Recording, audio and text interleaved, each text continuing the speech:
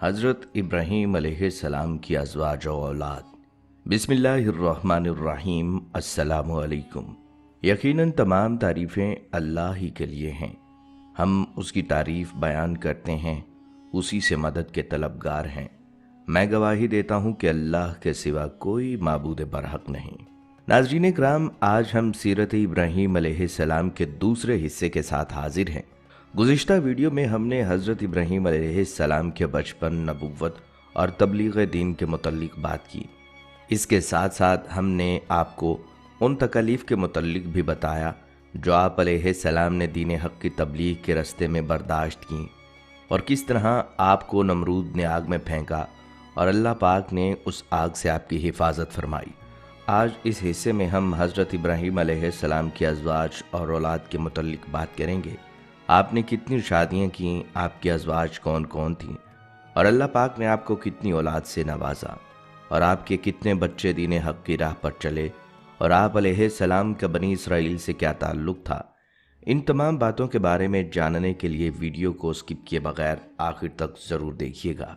नाजरीन, मुसलसल 40 दिन तक आतिश के अदाए नमरूद में रहने के बाद जब हज़रत इब्राहीम अलैहिस्सलाम इस आतिश कदा से बाहर आए तो मुल्क शाम की तरफ चल दिए। वहाँ जाकर एक शहर जो खज़ाइनुल वजा कहलाता है, आप अलैहिस्सलाम ने वहाँ क़याम किया। इस शहर में पहुँचने के बाद क्या देखते हैं कि हज़ारों आदमी नवीस लिबास पहनकर एक अज़ीमुशान मैदान की तरफ चले जा रहे हैं। हज़रत इब्राहीम अलैहिस्सलाम ने यह देखकर लोगों से दरियाफ्त किया, तुम कहाँ जा रहे हो? तो उन्होंने कहा, यहाँ एक बादशाह की शहज़ादी है और वो साहिब जमाल है, और ख़याल ये किया जाता है कि इस जैसा सारे आलम में कोई नहीं। हर मुल्क के बादशाह और शहज़ादे उसकी खास्तगारी करते हैं। वो शहज़ादी किसी को कबूल नहीं करती, कहती है मैं अपनी पसंद की शादी करूँगी। आज तकरीबन 7 दिन हो रहे हैं, लोग बराबर वहाँ जाते हैं। उसका तरीक़ा अमल ये है कि जब सब जमा हो जाते हैं तो शहज़ादी खुद निकल कर देखती है, लेकिन पसंद कोई नहीं करती। ये बात जब हज़रत इब्राहीम अलैहिस्सलाम ने सुनी तो उन्हीं लोगों के साथ हो लिए और उसी मैदान के एक गोशे में जा बैठे। जब दोपहर हो गई और तमाम लोग हाजिर हो गए तो वो शहज़ादी अपने साथ 70 ख़ासें लेकर, ताजो ज़रीं सर पर रख कर, नकाब चेहरे पर डालकर और एक तहरन ज़ीरी जवाहरात से जुड़ा हुआ हाथ में लेकर मैदान में जाकर एक सिरे से सबको देखने लगी। जब हज़रत इब्राहीम अलैहिस्सलाम के पास पहुंची, देखा एक नूरान उनकी पेशानी पर चमक रहा है। वो शहज़ादी उस नूर को देखकर उनके हुस्न जमाल पर आशिक हो गई और तहरन ज़ीरी को हज़रत इब्राहीम अलैहिस्सलाम की गोद में डाल दिया और ख़ुद तख्त पर जा बैठी। इसके बाद बादशाह वक्त के लोग इब्राहीम अलैहिस्सलाम को बादशाह के पास ले गए।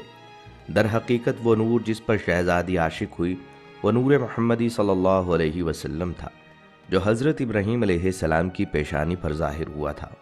बादशाह ने उसे देखकर अपनी बेटी की तरफ निगाह की और कहा, ऐ बेटी, नेक शोहर तूने पाया, मगर मर्द गरीब है, कुछ फ़ायदा नहीं। सब उमरा ने मिलकर हज़रत इब्राहीम अलैहिस्सलाम से उसकी शादी कर दी और तमाम रसूमात बादशाह ने अदा की और सारे शहर में खुशी और खुर्मी हुई।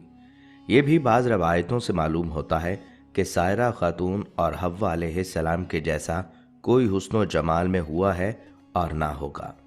नाजरीन, तारीख़ में हज़रत इब्राहीम अलैहिस्सलाम की पहली ज़ौजा हज़रत सारा के मुतल्लिक़ मुख्तलिफ़ रवायात मिलती हैं, जिनमें से एक आपके सामने पेश की। दूसरी रवायत के मुतल्लिक़ आप हज़रत इब्राहीम अलैहिस्सलाम की खालाजाद थीं, जबकि एक तीसरे मौर्रिख़ ने चचाजाद भी लिखा है। जनाब सारा बेशुमार मानवी और इखलाकी फ़ज़ाइल व कमालात की हामिल खातून थीं और क़ज़ाए इलाही पर सब्र व तहम्मुल के साथ राज़ी रहना उनकी अहम खुसूसियत थी, और खुदा पर एतमाद व भरोसा, इबादत व रियाज़त में खुलूस इस खुदा परस्त खातून की दूसरी सिफ़तें थीं।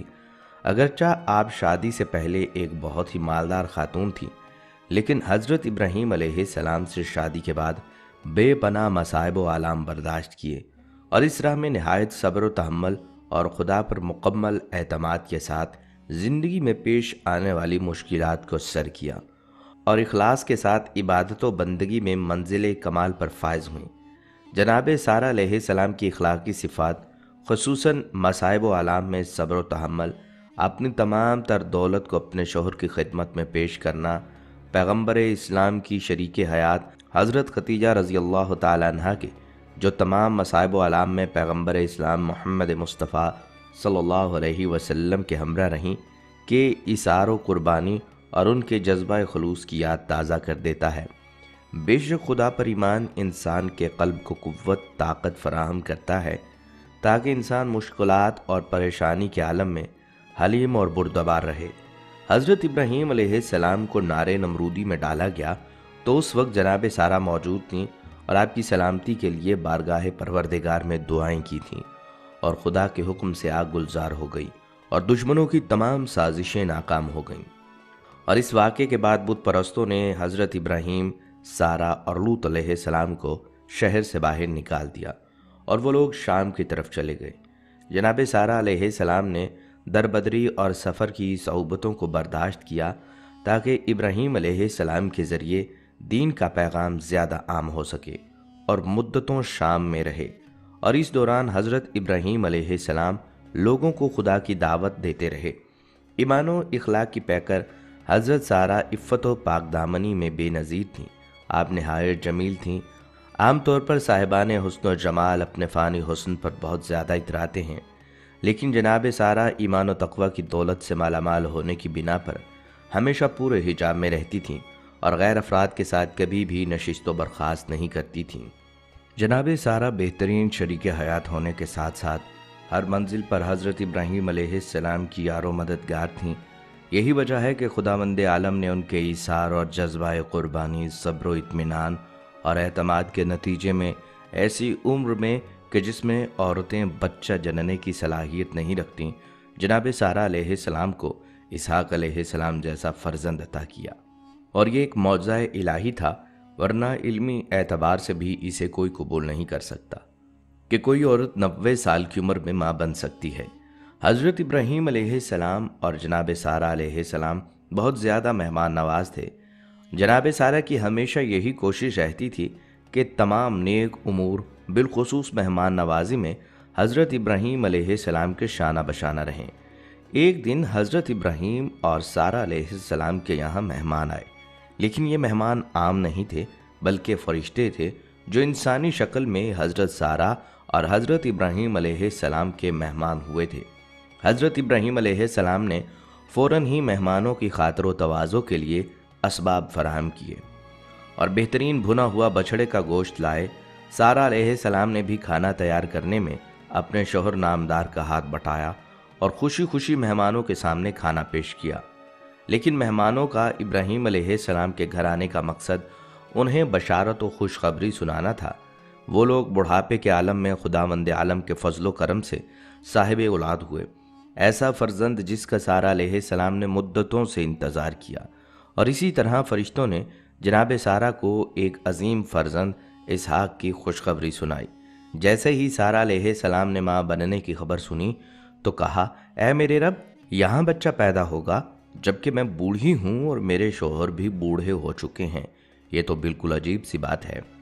فرشتوں نے کہا کہ کیا تمہیں حکم الہی میں تعجب ہو رہا ہے؟ اللہ کی رحمت اور برکت تمہارے گھر والوں پر ہے، وہ قابل حمد ہے۔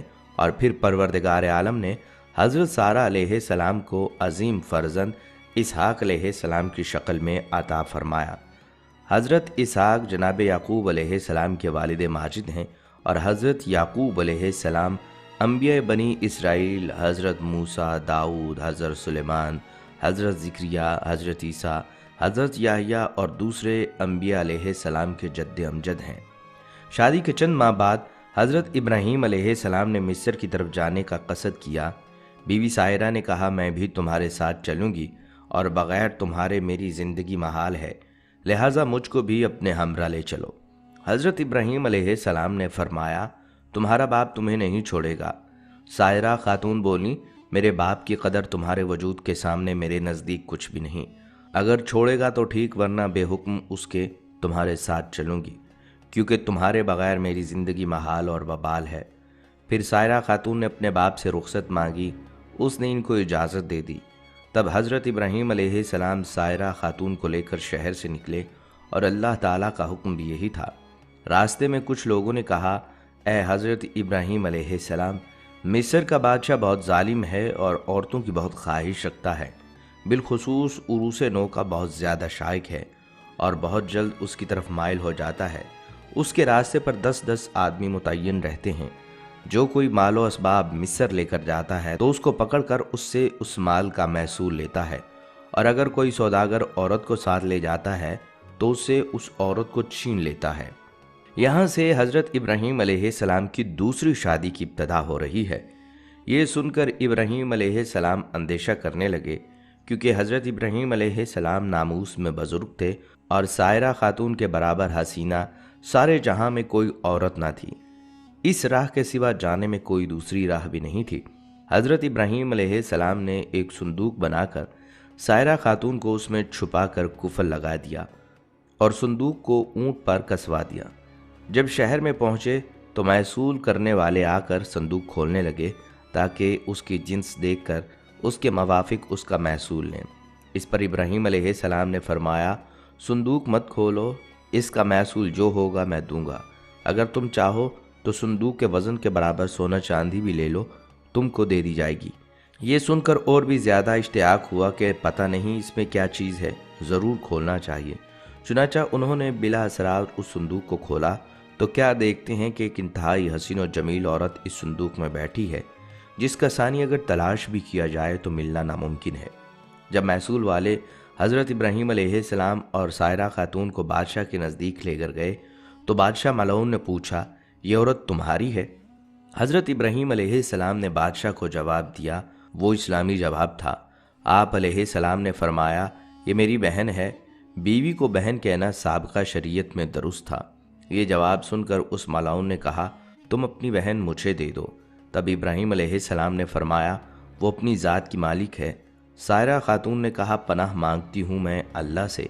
وہ ملعون یہ سن کر ہنسا اور حکم کیا کہ اس کو حمام میں لے جاؤ اور نہلا دہلا کر لباس فاخرہ پہنا کر خوشبو سے معطر کر کے میرے پاس لاؤ۔ ملعون کے حکم پر ایسا ہی کیا گیا۔ اللہ تعالیٰ نے حضرت جبرائیل علیہ السلام کو بھیجا کہ پردہ حضرت ابراہیم علیہ السلام کی آنکھوں سے اٹھا دیں، تاکہ حضرت ابراہیم علیہ السلام وہ تمام گفتگو جو وہ ملعون حضرت سائرہ بی بی کے ساتھ کرے سن سکیں اور ان کے تمام حالات آنکھوں سے دیکھ سکیں۔ جب جمال مبارک حضرت سائرہ خاتون کا اس ملعون نے دیکھا تو فوراً اس نے دست درازی کا قصد کیا۔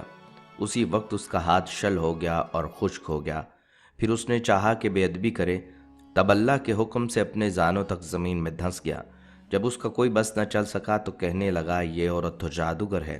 حضرت سائرہ خاتون نے اس ملعون سے کہا، اے بدبخت، میں جادوگر نہیں ہوں، لیکن خداوند میرا خداوند قدوس کا دوست ہے، جو سب کی نگہبانی کرنے والا ہے اور خدا کریم کی درگاہ میں دعا کرتا ہے تاکہ تو مجھے بے عزت نہ کر سکے۔ یہ سن کر اس نے توبہ کی۔ فی الفور ہاتھ اس کا درست ہو گیا، زمین نے بھی اس کا ہاتھ چھوڑ دیا۔ پھر جب دوسری مرتبہ سائرہ خاتون کی طرف نگاہ بد سے دیکھا تو اسی وقت اندھا ہو گیا۔ تب اس ملعون نے کہا، اے بی بی معصوم، میرے حال پر دعا کر اور میں اس کام سے ہمیشہ کے لیے توبہ کرتا ہوں۔ جب حضرت سائرہ نے دعا کی تو اللہ تعالیٰ کے حکم سے اس کی آنکھیں اچھی ہو گئیں۔ پھر جب حالات ٹھیک ہوئے تو غلبہ شیطانی سے عہد شکنی کرنی چاہی کہ حضرت سائرہ خاتون پر دست دراز ہوں، تو اس وقت تمام بدن اس کا خشک اور شل ہو گیا اور پھر آنکھیں جاتی رہیں۔ پھر کہنے لگا، اے بی بی پاک دامن، میرے واسطے اپنے خدا سے دعا کیجئے۔ حضرت سائرہ خاتون بولی، اے بدبخت، یہ میری دعا نہیں بلکہ میرے شوہر جو میرے ساتھ ہیں ان کی دعا ہے، جو خداوند کریم کے دوست ہیں۔ اگر وہ چاہیں تو تجھے معاف کر دیں یا نہ کریں۔ تب اس نے کہا، حضرت ابراہیم علیہ السلام کو یہاں لاؤ۔ اس کے بلانے پر جب حضرت ابراہیم علیہ السلام وہاں تشریف لے گئے تو اس ملعون نے کہا، اے ابراہیم، مجھے معاف کیجئے، میں نے آپ پر بڑا ظلم کیا ہے اور میں اب توبہ نصوح کرتا ہوں۔ حضرت ابراہیم علیہ السلام نے اس بادشاہ سے یہ کہا، میرے حکم سے نہیں، یہ سب خداوند قدوس کے حکم سے ہوتا ہے، جو تمام جہانوں کا رب اور مالک ہے۔ دیکھو خدا کی مرضی کیا ہے، اسی کے مطابق کرنا ہوگا۔ اسی وقت حضرت جبرائیل علیہ السلام نے آ کر فرمایا، اے ابراہیم، خدا تعالیٰ نے تمہیں سلام کہا ہے اور فرمایا ہے کہ جب تک یہ تمام ملک اور خزانہ تم کو نہ دے تم ہرگز اس سے راضی نہ ہونا۔ پھر حضرت ابراہیم علیہ السلام نے اس بادشاہ سے یہ بات کہی کہ میرا رب ایسا فرماتا ہے۔ بادشاہ نے یہ باتیں سنتے ہی تمام سلطنت اور خزانہ حضرت ابراہیم علیہ السلام کو دے دیا۔ یہ کیفیت ہونے پر حضرت ابراہیم علیہ السلام نے اس بادشاہ کے حال پر دعا کی۔ اس نے دعا کی برکت سے صحت و تندرستی پائی۔ ناظرین، یہ بھی روایت ہے کہ ابراہیم علیہ السلام نے اس مملکت کے 2 حصے کر کے جو جانب کنعان تھا وہ آپ علیہ السلام نے خود رکھ لیا اور باقی جو بچا اسی کو واپس کر دیا۔ بادشاہ نے ایک صاحبزادی دوشیزہ نیک روح خوبصورت صاحب جمال لا کر حضرت سائرہ خاتون سے کہا، اے نیک بخت بی بی، میں نے تمہاری بے حرمتی کی کوشش کی اور میں نے تم کو دیکھ کر اندیشہ بد کیا۔ تمہارے معاف کرنے کے شکرانے میں یہ بی بی ہاجرہ تم ہی کو دیتا ہوں اور جو گناہ مجھ سے ہوئے ہیں معافی چاہتا ہوں۔ حضرت ابراہیم علیہ السلام حضرت سائرہ خاتون اور بی بی ہاجرہ کو لے کر کنعان چلے گئے۔ راستے میں حضرت سائرہ خاتون اپنا حال جو بادشاہ کے ہاں گزرا تھا وہ بیان کرنے لگی۔ حضرت ابراہیم علیہ السلام نے کہا، اے سائرہ خاتون، تم خاطر جمع رکھو، اب کچھ اندیشہ مت کرو۔ اللہ تعالیٰ نے اپنے فضل و کرم سے میری آنکھوں کے سامنے سے پردہ غیب اٹھا دیا۔ جو باتیں تجھ پر گزرتی رہیں مجھ پر سب ظاہر ہوتی رہیں، اور جو تم کہتی اور کرتی رہیں سو وہ میں نے دیکھا اور میں برابر سنتا تھا۔ بعد اس کے سائرہ نے حضرت بی بی ہاجرہ کو حضرت ابراہیم علیہ السلام کی خدمت میں دے دیا۔ کئی محققین کے مطابق حضرت ہاجرہ بادشاہ کی لونڈی نہیں بلکہ بیٹی تھیں۔ حضرت سارہ حضرت ہاجرہ کو لے کر حضرت ابراہیم علیہ السلام کے پاس تشریف لائیں تو دیکھا کہ وہ نماز میں مصروف ہیں۔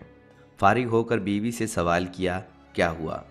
حضرت سارہ نے جواب دیا کہ اللہ نے کافر کے مکر کو رد کر دیا اور فاجر کی برائی کو اس کے سینے میں دفن کر دیا۔ اس واقعے کے بعد حضرت ابراہیم علیہ السلام فلسطین منتقل ہو گئے۔ ادھر مصر سے نکلے ہوئے 10 سال کا عرصہ گزر چکا تھا، لیکن حضرت سارہ اولاد کی نعمت سے اب تک محروم رہیں، حالانکہ اللہ تعالیٰ نے ابراہیم علیہ السلام سے اولاد دینے کا وعدہ فرمایا تھا۔ حضرت سارہ خاتون نے حضرت ابراہیم علیہ السلام سے کہا، مجھے تو اولاد کی طرف سے نا امیدی ہو چکی ہے، آپ ہاجرہ سے نکاح کر لیجئے کہ اللہ تعالیٰ نے اولاد دینے کا وعدہ فرمایا ہے تو شاید اسی سے کوئی اولاد ہو جائے۔ حضرت ابراہیم علیہ السلام نے حضرت سائرہ خاتون کی خواہش کے موافق حضرت بی بی ہاجرہ سے نکاح کر لیا۔ اللہ تعالیٰ کی شان کے 1 سال بعد انہی کے بطن سے حضرت اسماعیل علیہ السلام پیدا ہوئے۔ حضرت سائرہ کی وفات کی تھوڑی مدت کے بعد ابراہیم علیہ السلام ایک اور عورت کو اپنے نکاح میں لائے جس کا نام قطورہ یا قنطورہ تھا، جس کے بطن سے 6 لڑکے پیدا ہوئے۔ حضرت ابراہیم علیہ السلام نے ایک اور عورت سے بھی نکاح کیا جس کا نام حجورہ تھا۔ کتاب مذکورہ میں اس بیوی کا نام حجون یا حجین بھی لکھا گیا ہے۔ اس کے بطن سے حضرت ابراہیم علیہ السلام کے 7 بیٹے پیدا ہوئے۔ اللہ تعالیٰ نے اس نکاح کے سال بھر بعد ہی حضرت ہاجرہ کے بطن سے اسماعیل علیہ السلام کو پیدا فرمایا۔ بعد ازاں حضرت ابراہیم علیہ السلام اللہ کے حکم سے حضرت ہاجرہ اور نومولود بیٹے کو لے کر فلسطین سے نامعلوم منزل کی جانب چل پڑے۔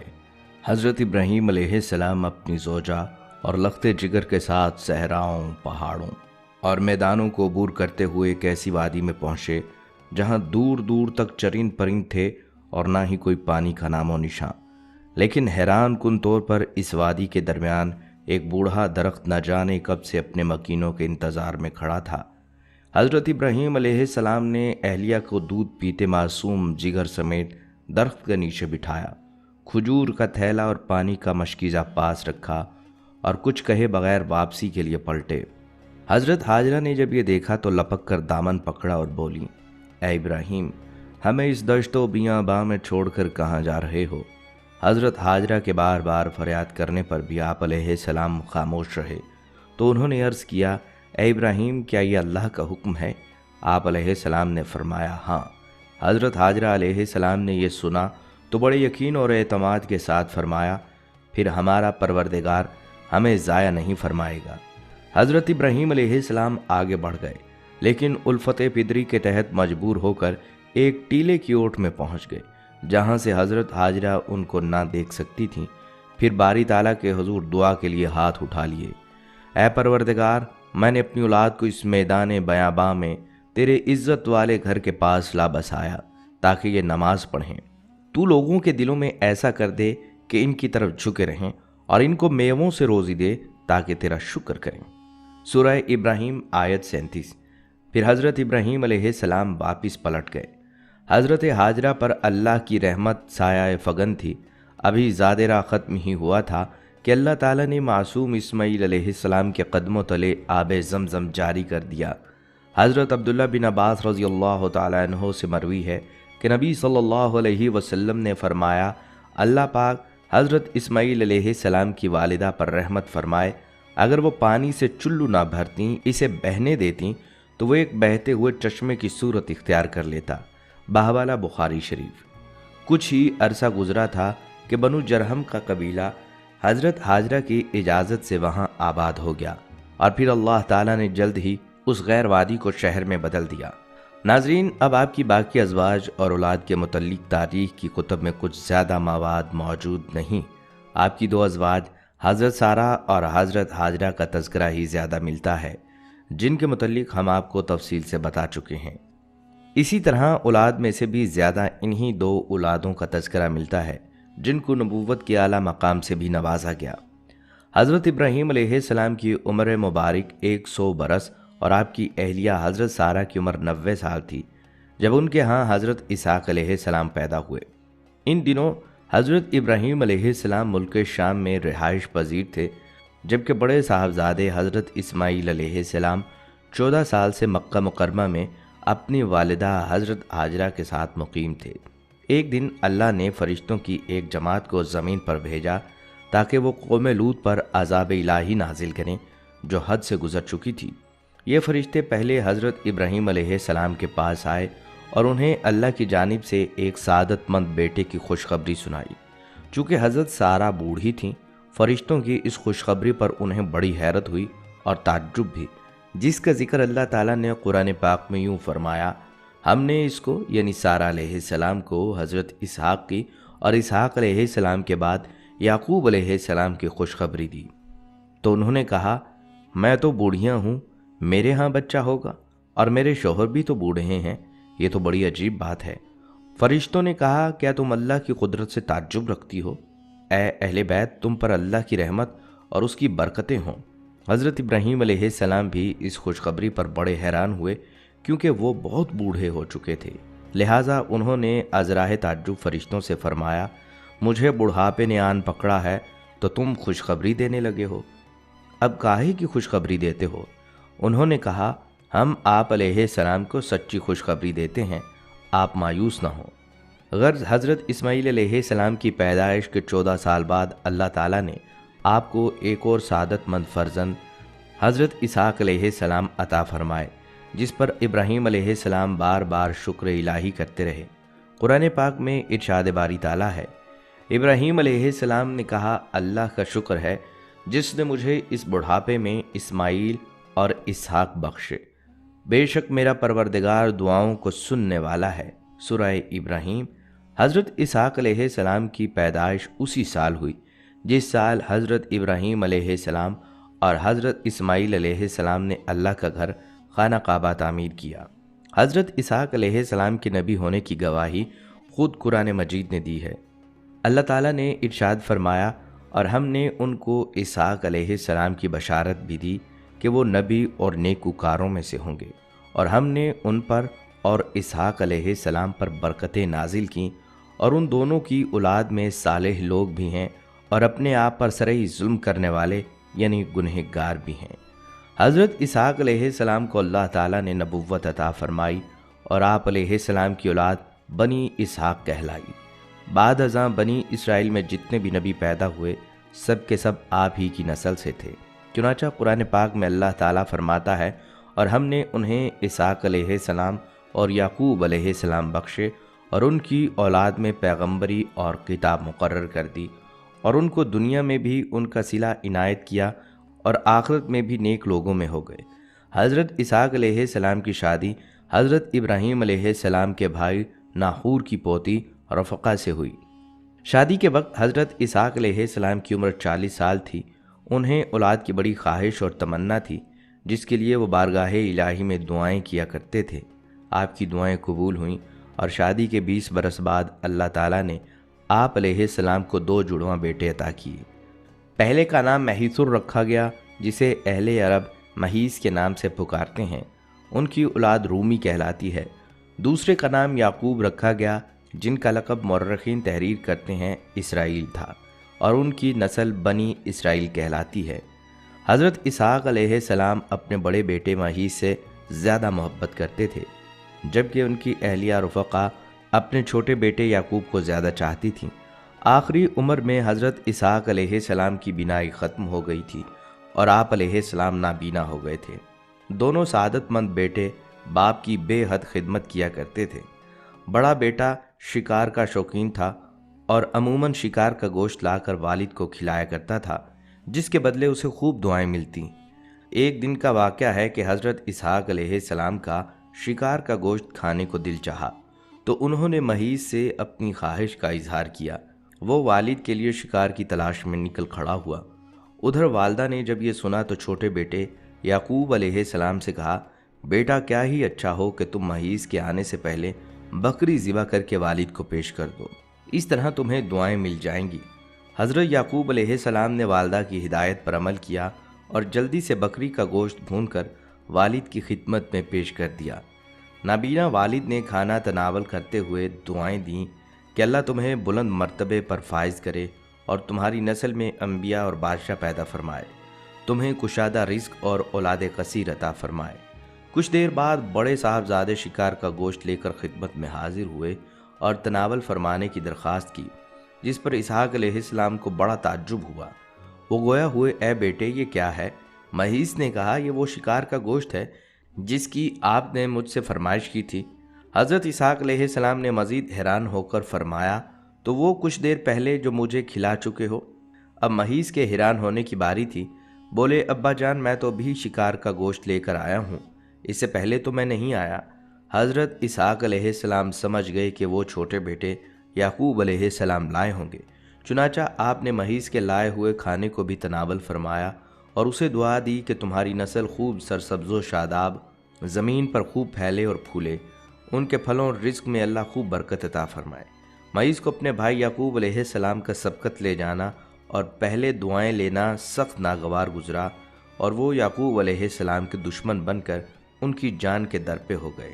والدہ نے جب مہیس کے غم و غصے کو دیکھا تو انہیں خوف محسوس ہوا، اور انہوں نے چھوٹے بیٹے یعقوب علیہ السلام سے کہا، تم فوری طور پر شام چھوڑ کر اپنے ماموں کے پاس چلے جاؤ، مجھے ڈر ہے کہ مہیس تمہیں قتل نہ کر دے۔ جب بھائی کا غصہ ختم ہو گیا تو میں تمہیں واپس بلوا لوں گی۔ حضرت اسحاق علیہ السلام کو بھی معاملات کی نزاکت کا احساس تھا، چنانچہ انہوں نے اس فیصلے کی حمایت کرتے ہوئے حضرت یعقوب علیہ السلام کو فوری جانے کا مشورہ دیا۔ حضرت یعقوب علیہ السلام والد اور والدہ سے دعائیں لے کر ملک شام سے ہجرت کر گئے۔ ناظرین، بنی اسرائیل نے اللہ کی کتاب توریت میں تحریف کرتے ہوئے حضرت اسحاق علیہ السلام کو ذبیح اللہ قرار دیا ہے۔ توریت میں یوں تھا کہ اللہ نے اپنے اکلوتے بیٹے کو ذبح کرنے کا حکم دیا۔ اسرائیلیوں نے اس میں تحریف کر کے یوں کر دیا، اللہ نے ابراہیم علیہ السلام کو اپنے پہلے بیٹے اسحاق علیہ السلام کو ذبح کرنے کا حکم دیا۔ یہاں لفظ اسحاق ان کی طرف سے توریت میں اضافہ ہے، اور یہ سراسر جھوٹ، بہتان اور گمراہی ہے، جس کی وجہ سے بنی اسرائیل کا اہل عرب سے حسد ہے۔ اللہ تعالیٰ نے جس وقت ذبح کا حکم دیا اس وقت اسماعیل علیہ السلام ہی اکلوتے بیٹے تھے۔ بنی اسرائیل اہل عرب سے اس لیے حسد کرتے ہیں کہ اہل عرب حضرت اسماعیل علیہ السلام کی نسل سے ہیں، اور ان میں سب سے افضل، عظیم المرتبت اور اللہ کے آخری پیغمبر حضرت محمد مصطفیٰ صلی اللہ علیہ وسلم بھی ہیں۔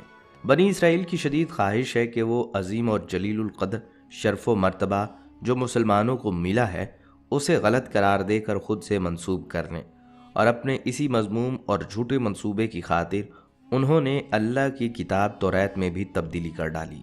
دوسری طرف اگر حضرت اسماعیل علیہ السلام کی بات کی جائے تو اللہ تعالیٰ نے اسماعیل علیہ السلام کو حجاز مقدس اور اس کے آس پاس کی تمام آبادیوں نیز بنو جرہم، قوم عمالیق اور اہل یمن کی طرف نبی بنا کر بھیجا۔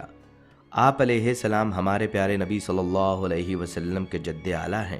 قرآن مجید میں حضرت اسماعیل علیہ السلام کے 3 اوصاف صراحت کے ساتھ بیان کیے گئے ہیں۔